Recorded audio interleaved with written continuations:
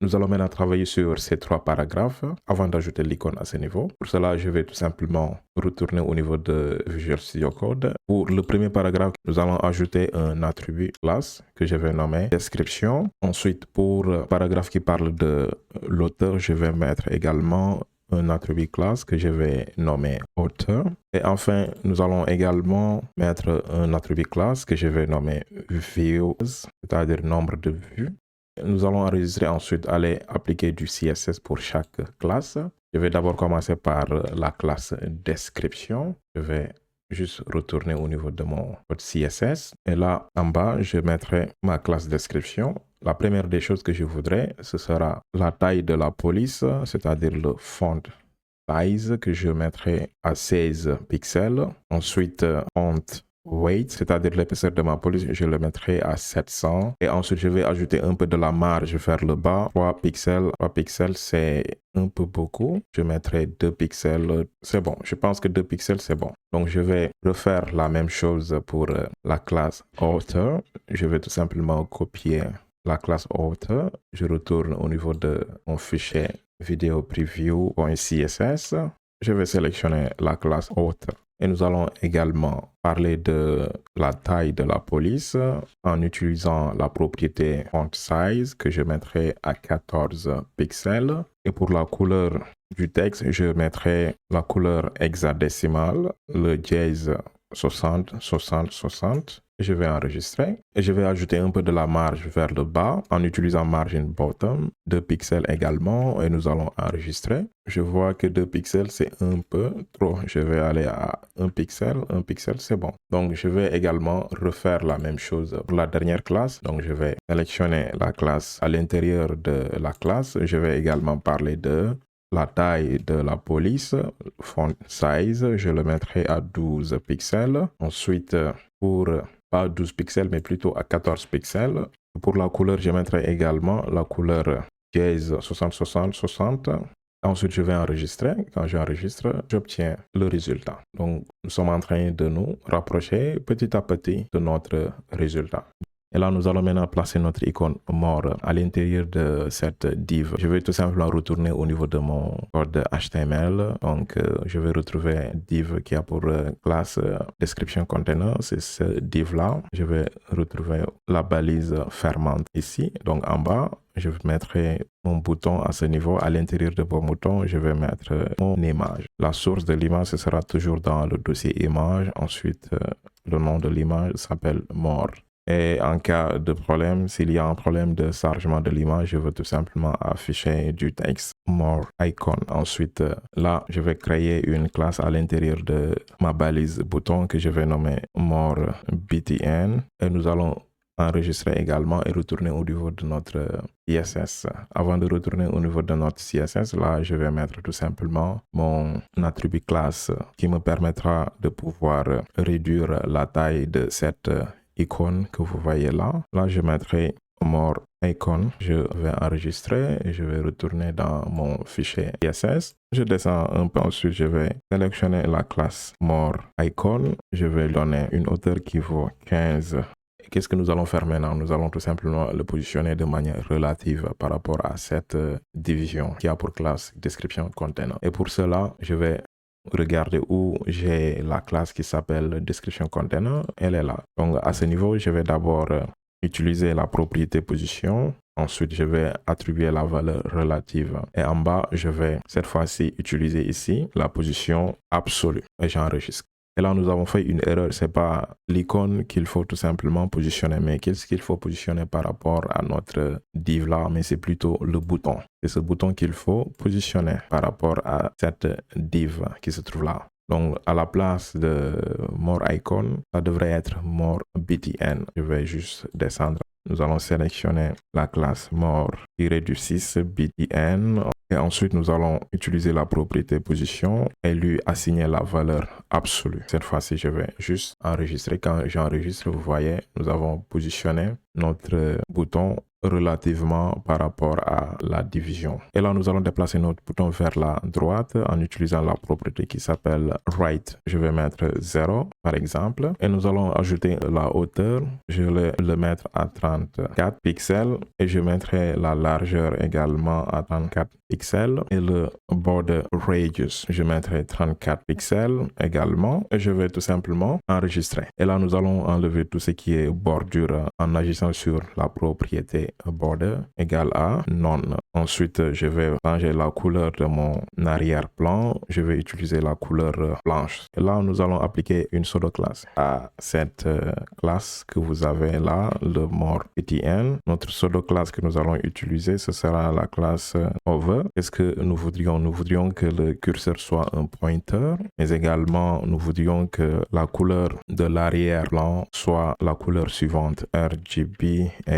Là, je vais donner la valeur 235, suivi de 232, suivi de 232 également. Et alpha, je vais donner la valeur 0,9. Et nous allons juste enregistrer. Là, comme vous pouvez le voir, quand je vais tout simplement faire passer mon curseur dessus, nous avons le curseur qui se transforme en pointer. Et vous voyez, nous avons un petit changement du point de vue de la couleur de l'arrière-plan. Donc, pour le voir beaucoup plus clair, je vais tout simplement me débarrasser de la couleur de l'arrière-plan qui se trouve dans la classe de description container. Nous allons le supprimer. Ensuite, je vais juste enregistrer. Là, comme vous pouvez le voir, nous avons déjà cet effet over qui apparaît ici.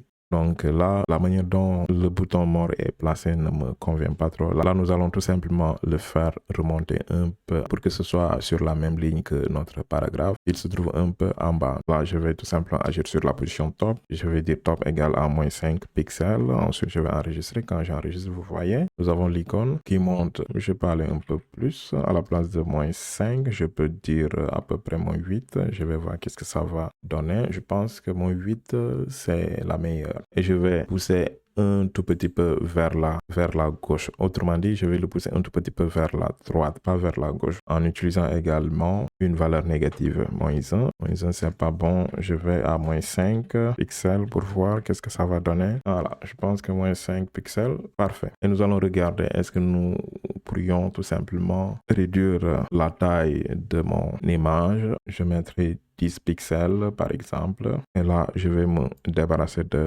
la hauteur. Je vais tout simplement me limiter avec la largeur. Donc, ça devient beaucoup plus petite. Je vais avec 13 pixels, je vais voir. 13 pixels, je pense que c'est beaucoup plus mieux. Donc, nous avons déjà quelque chose. Maintenant, qu'est-ce qui va rester? Ce qui va rester, je veux que quand je vais faire passer le curseur sur l'ensemble des éléments, je vais transformer le curseur en un pointer, mais également je vais annuler le border radius qui se trouve ici. Je vais rendre le border radius à 0. Donc c'est très simple. Je vais tout simplement regarder quelle est la classe qui se trouve dans cette div. La classe sera notre main container, c'est-à-dire cette classe-là, ce sera cette classe main container. Pour vous rassurer, nous allons juste aller au niveau de notre page HTML pour regarder la classe main container qui contient tous les éléments qui sont là. Donc nous allons agir sur cette classe. Et comment le faire? C'est très simple. Nous l'avons fait un peu en bas. Nous allons tout simplement refaire la même chose ici. Nous allons agir sur la classe main container. Ensuite, une fois que je vais faire passer mon pseudo class over, qu'est-ce que je veux? Je veux que le curseur se transforme en quoi? Je veux que le curseur se transforme en pointer. Et maintenant, nous allons faire un test. Nous allons d'abord annuler cette sélection-là. Donc, vous voyez, quel que soit où vous êtes, et quand vous faites passer le curseur, vous voyez, il se transforme en pointer simplement. Donc, vous voyez que je sois là, que je sois là, que je sois là, que je sois en bas ici, que je sois ici. Nous avons déjà transformé le curseur en pointer. Donc, ça, c'est bien. La dernière chose, c'est que quand je fais cet effet-là, effet de faire passer le curseur, je veux que mon border radius soit égal à 0. Donc, nous allons regarder le border radius, c'était où? C'est ici que nous avons appliqué notre border radius. C'est sur cette image-là qui a pour classe vidéo au tiret preview. Donc, c'est à partir de là, c'est toujours cette classe-là qu'il faut d'abord sélectionner. Ensuite, nous allons également sélectionner cette classe. Et enfin, nous allons tout simplement remettre le border radius à 0. Donc, on y va. je vais sélectionner la classe main container. Ensuite, je vais appliquer mon pseudo class qui s'appelle hover. Ensuite, je vais sélectionner la classe qui s'appelle video preview. Et cette fois-ci, je vais agir sur la propriété border radius. Je vais donner la valeur 0. Et quand je vais enregistrer, je vais venir ici, vous voyez, quel que soit là où je suis, c'est-à-dire pourquoi quand je suis là, cette propriété s'applique parce que tout simplement, nous l'avons déjà vu ici. C'est-à-dire quand je sélectionne cette classe qui contient tous nos éléments, je transforme d'abord le curseur en pointer, mais également une fois que je vais sélectionner la classe vidéo-preview, je vais directement attribuer la valeur 0 à mon border radius. Raison pour laquelle que je sois là, que je sois ici, il suffit que je pose sur la division qui contient mes éléments, je vais tout simplement annuler le border radius. Et là, je ne suis pas tout à fait content le fait que notre border radius apparaît ou disparaît de manière brusque comme ça. Nous allons appliquer une propriété que nous allons appeler transition. Cette nouvelle propriété, nous allons l'appliquer ici. Ce sera appliqué dans la classe que vous avez appliqué le border radius. C'est-à-dire, nous allons appliquer la transition ici. Donc, je veux que la transition se passe sur quel élément? Ce sera sur l'élément border radius. Et je veux que la transition dure combien de secondes? Je veux que ça dure 0,20 secondes. Et je vais ensuite enregistrer. Quand j'enregistre, vous allez avoir une légère différence. Vous voyez? Maintenant, ça ne se fait pas de manière brusque, mais ça se fait de manière moins brusque. Pour le voir beaucoup plus clair, nous allons juste modifier à la place de 0,20 secondes. Je vais mettre 1 seconde. Quand je mets 1 seconde, et là, vous allez voir beaucoup plus clair, vous voyez. Et là, je vais laisser notre 0,20 secondes.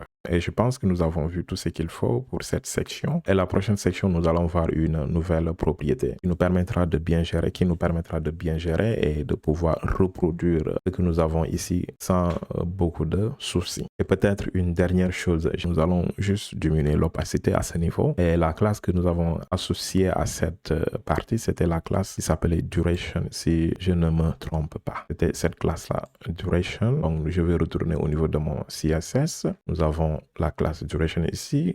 Donc là, je vais diminuer l'opacité. Nous allons aller à 0,7 et je vais augmenter un peu le padding du haut et du bas de 3 pixels, et gauche-droite, je vais ajouter 5 pixels. Et nous allons regarder qu'est-ce que ça va donner. Pour 6 pixels pour voir, je pense que c'est beaucoup plus mieux. Là, je vais mettre 0,8. Donc là, nous avons tout ce qu'il faut pour cette section. Et comme je vous ai dit, dans notre prochaine section, nous allons tout simplement voir une nouvelle propriété de CSS qui est très utile, une des propriétés qui va être une propriété avancée. Et cela nous permettra de commencer à réaliser petit à petit quelque chose qui va nous mener vers la création de notre page d'accueil de YouTube.